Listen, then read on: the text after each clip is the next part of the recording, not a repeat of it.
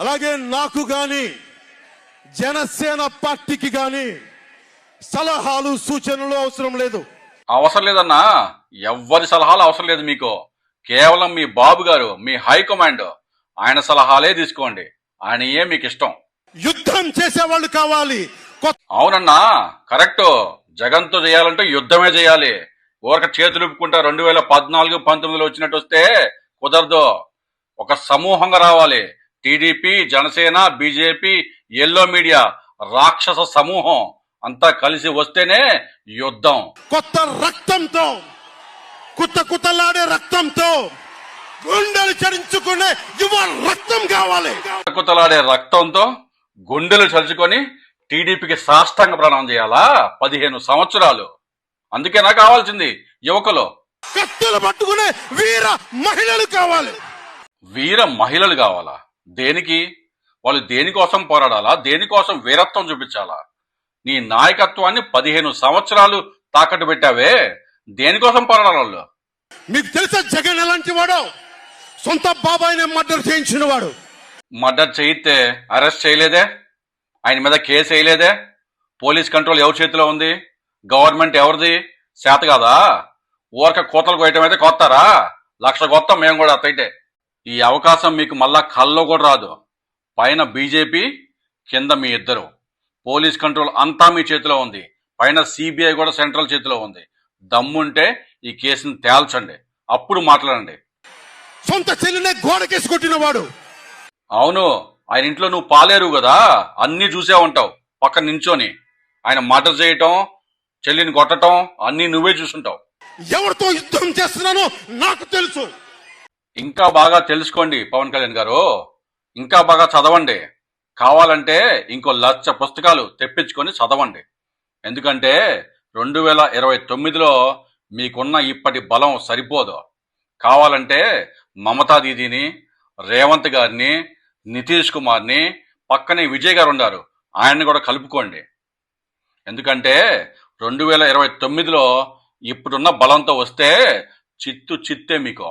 జగన్ లాంటి దాస్తికుడు, దుర్మార్గుడు యుద్ధం చేస్తేనే తగ్గుతాడు. యుద్ధంతో కూలగొడితేనే కింద కూర్చుంటాడు. ఒక్క మనిషితో, ఒక్క మనిషి మీద గెలవాలంటే యుద్ధం చేయాలంటున్నావే, అక్కడే నువ్వు ఓడిపోయినావు స్వామి. గెలిపించేది, కూర్చోబెట్టేది, నిలిపేది ప్రజలు నాయనా. 2014-19లో గుర్తులేదా? ఎక్కడ కూర్చున్నావు? ప్రజలకు తెలుసు ఎవరిని ఎక్కడ కూర్చోబెట్టాలో. మనకు కూడా పోల్ మేనేజ్మెంట్ తెలుసా? ఆర్గనైజేషన్ బలం ఉందా?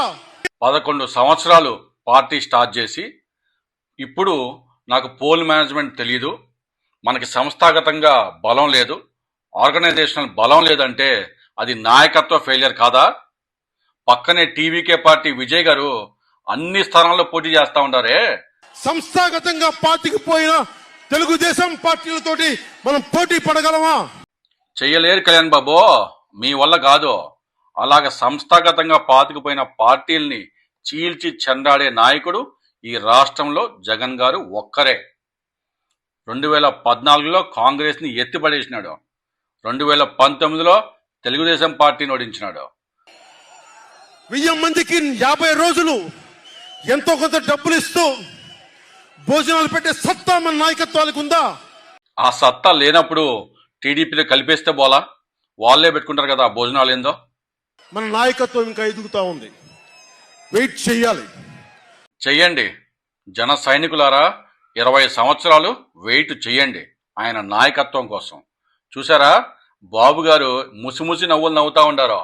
ఇంకా 20 సంవత్సరాలు వీళ్ళు మన పక్కన మన జెండా మోయాలా, మన బానిసత్వం కింద ఉండాలని. ఓడిపోతున్నా కూడా గెలుస్తున్నామన్న ఒక నిలబడే సమూహం జగన్ పక్కన ఉన్నది. ఇది కరెక్ట్ గా చెప్పారు కళ్యాణ్ బాబు. మేము గెలిచినా ఓడినా జగన్ గారిని ప్రాణం కన్నా ఎక్కువగా ప్రేమిస్తాం. గెలిపోవటంతో సంబంధం లేదు. ఆయనే మా లీడరు, మా ఇన్స్పిరేషను.